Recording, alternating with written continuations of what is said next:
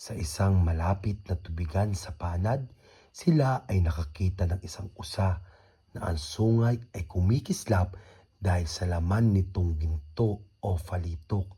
Dito, natuklasan na sagana ang lupain ng Faratok sa mga mineral tulad ng ginto, silver at iba pa, at ang kakaibang klase ng unoy o heirloom red rice.